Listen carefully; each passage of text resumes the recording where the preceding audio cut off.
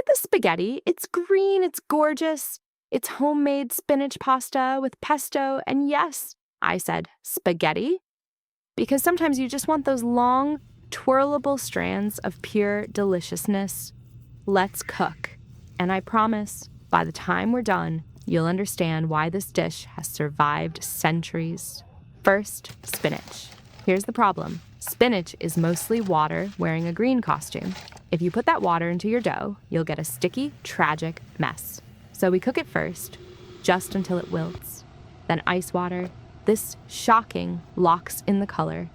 It's what Italian grandmothers have done for generations in Emilia-Romagna, where fresh egg pasta was born. Gluten is your friend. It gives pasta that perfect al dente bite. That dry spinach goes into a food processor with eggs, yolks, and olive oil. Blitz until it looks like liquid jade. Pour into a well of flour, a technique from the ancient sfogline women who do this by feel, not measurements. Mix until shaggy, then knead for 8 minutes. The dough starts stiff and suspicious, but becomes silky and cooperative. Wrap it. Rest it 30 minutes. This isn't a nap, it's gluten relaxation. Science. While it rests, pesto. The name comes from pestâ, meaning to pound, because in Liguria they did this in marble mortars. We're using a processor because we're modern and our wrists are weak. Toast walnuts until fragrant.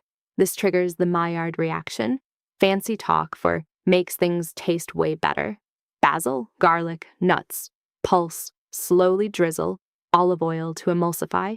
This creates a water and oil suspension. Fancy science, tastes like summer. Add parmesan, lemon, salt, pepper. The lemon stops oxidation, keeps it green. The Romans would approve. Roll your dough thin, run it through the spaghetti cutter. Watch those green strands emerge like pasta magic. Cook in salted water, salty as the sea, as they say in Italy, for 2 to 3 minutes. Fresh pasta is impatient. It cooks fast and forgives slowly. Reserve pasta water.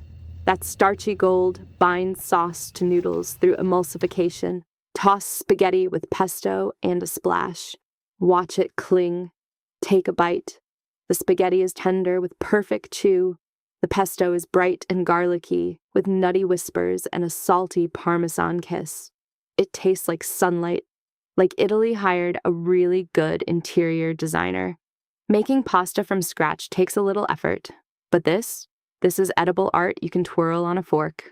This is Food Illustrated, and as always, enjoy the process of illustration on your plate.